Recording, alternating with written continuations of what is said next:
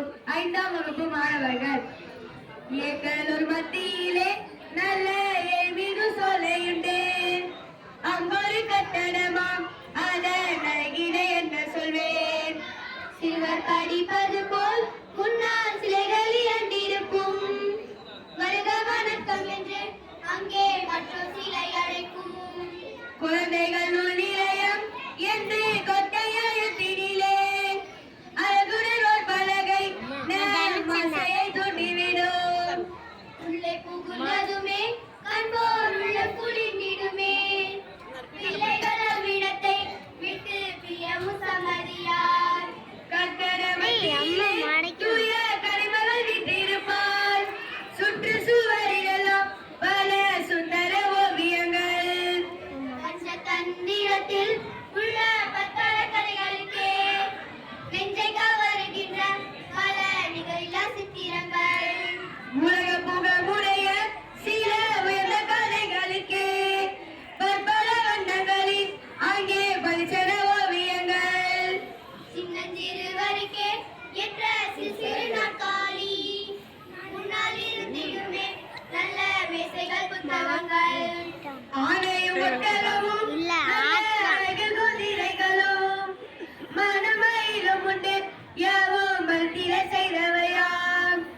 ஆனை முதுகினிலே பல அற்புத புத்தகங்கள்.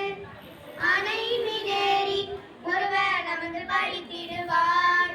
இப்படி வாகனங்கள் மேலே ஏறி பல சிறுவர் அப்படி இப்படியும் சற்றே அடி படித்திடுவார்.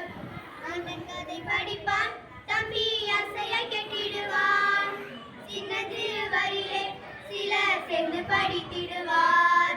புள்ளிலே ஒரு சிறுமி சாய்ந்து புத்தகம் தான் படிப்பார். கல்லிலே ஒரு சிறுவன் அமர்ந்து கதைகள் படித்திடுவான்.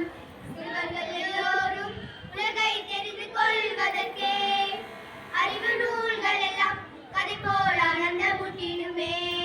வண்ண பழங்களுடன் பல வகை புத்தகங்கள் கண்ணை கவர்ந்திடுமே. நன்கு கைப்பிடித்திடுமே.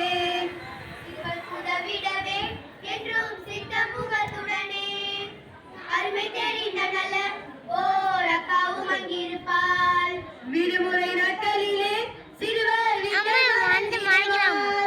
குடுகுடு என்று வந்து நன்றாய் கூடி படித்திடுவார். நாட்டிக்கதைகளுடன் இன்னும் பற்பல நற்கதைகள் நட்டமை கூடிடுவார் ஒருவர் ஞாயிறு மாலையிலே. எங்களூர் நிலையம் ஒரே இந்த தமிழகத்தில் எங்கு அமைந்திடுமோ அண்ணால் என்று அமர்ந்திடுமோ. எங்கு அமைந்திடுமோ அண்ணால் என்று அமர்ந்திடுமோ.